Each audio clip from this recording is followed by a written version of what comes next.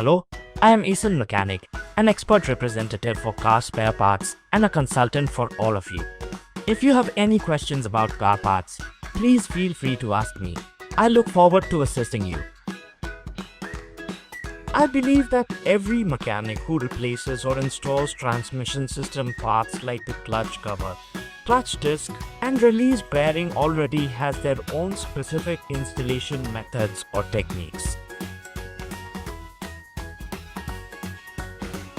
But today, I, Aisin Mechanic, will share some tips to help you install the clutch correctly and avoid post-installation problems.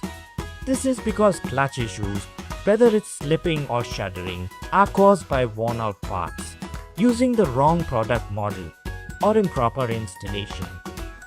I would like to recommend an important tool that will help make clutch installation more precise. It's the Clutch Installation Tool, or the Universal Clutch Alignment Tool. This tool helps to align the clutch disc and clutch cover centrally before assembling them onto the flywheel.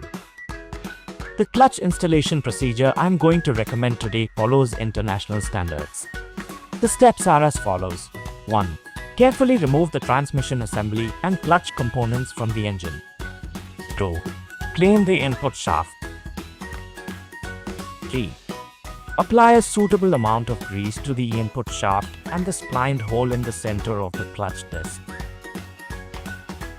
4.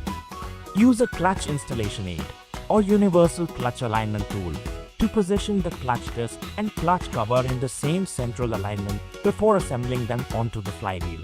The bolts should be tightened in a star pattern to ensure that the pressure from the clutch cover is distributed evenly onto the clutch disc along its circumference.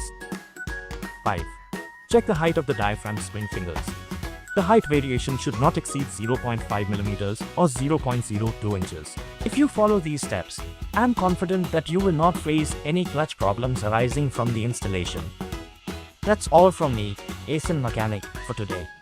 If any of you face issues with auto parts, please feel free to consult me. Goodbye.